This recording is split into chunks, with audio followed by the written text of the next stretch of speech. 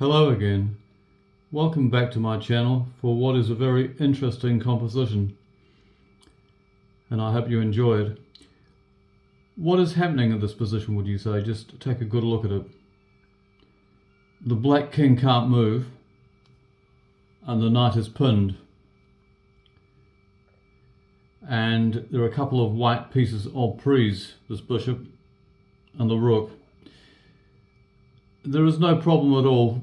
Material is even, but as I say on a regular basis, material is not really the important issue. What is the layout of the position, and there was a very excellent key move here just waiting to be found. But before we go into that, let's just have a look at what white would like to be able to do, but he can't. The try move is knight takes f6. And the reasoning behind this, of course, is that with black's knight being pinned, white is now threatening bishop takes d5 checkmate. And of course, should the bishop take the knight on f6, then rook f6 will be checkmate. However, all that is spoilt, of course, because like I pointed out just a moment ago, this bishop is en prise, and all that black would need to do is to take it. And then there was no question the bishop takes d5. That is the general run of things that white would like to be able to do, and that sort of theme is part of the lines that make up this problem. However, a hint here is that although knight f6 is a move that would like to be played, it does not feature in any of the variations.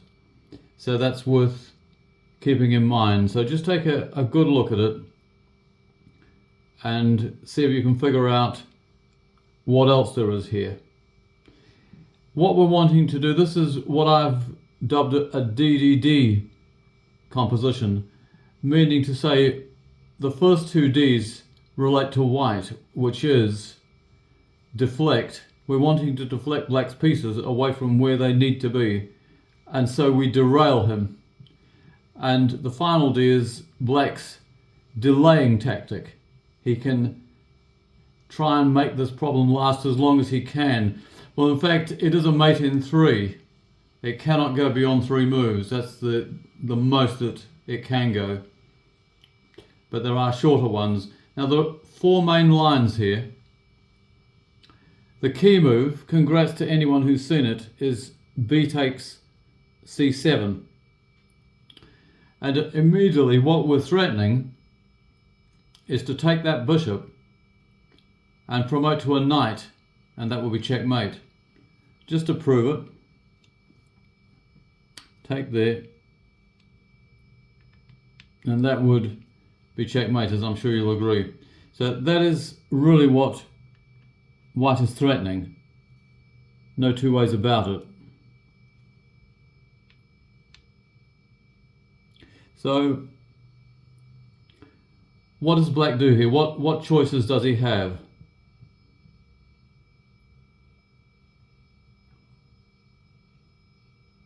Well, clearly, if he plays bishop takes c4, wanting to unpin, it has absolutely no effect because that is checkmate. But also, what white has at his disposal here is c8 equals queen, and that is also checkmate. So there are 2 possibilities there for white.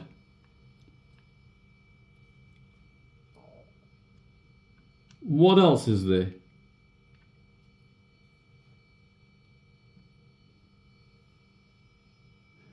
Well, what happens if black plays bishop takes c7? He's snuffing out any possibility there of taking on d8 and promoting to a knight, or advancing to c8. Well, this bishop has just been deflected in our piece of analysis on bishop takes c4. This one is now being deflected. Can you see how white checkmates on the move there? Well, he's no longer defending this pawn, and so all that white needs to do is to play rook f6. And because the knight is pinned, that is checkmate, and that's a checkmate in 2 moves. So that's 2 checkmates in 2 moves, in fact, after bishop c4 and bishop c7 respectively. So neither of those is of any use to black.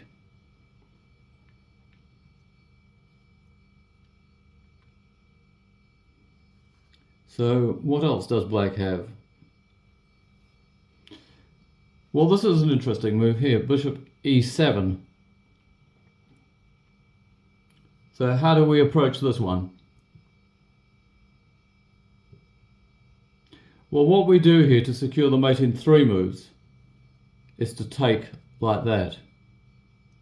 And so what we're saying to black is we're threatening bishop takes d5 because this knight is still pinned and this bishop guards the knight and all the other squares are covered.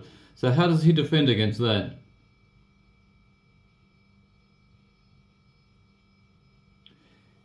If he takes the rook and promotes, or rook takes f1, it's evidently bishop takes d5.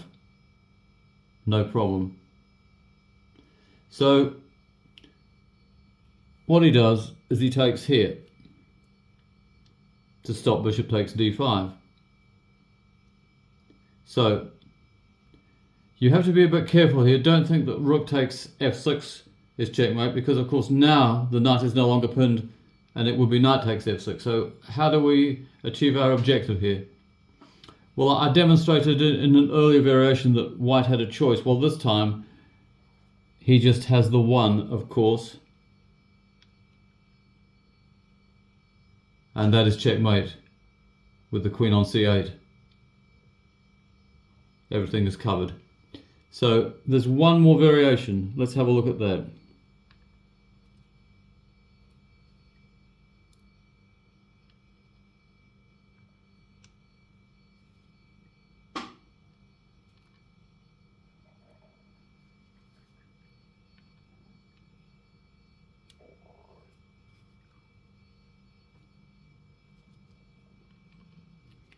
Okay, so that's after b takes c7, and we've tried bishop c4, bishop c7 and bishop e7. What about taking off this and promoting to a queen? Promote to anything that you want, it doesn't make any difference.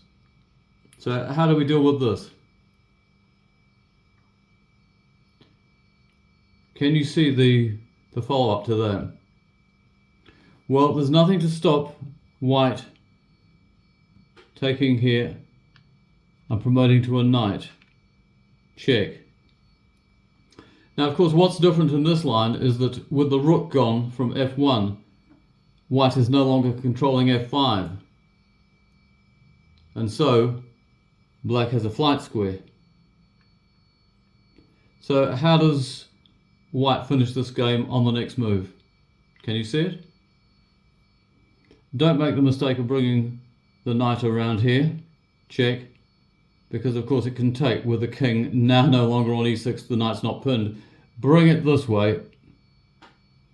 And just take a look at that. And that is checkmate. This would have been another flight square for black. And if he could have reached this, he would have won the game. Materially, he's well ahead. But that knight move nicely puts black in check and covers that square. Checkmate. I hope you enjoyed this one. It's pretty instructive on how to deflect, derail, and allow your opponent just that little bit of a delay, but not much. Thanks for watching, and goodbye to you.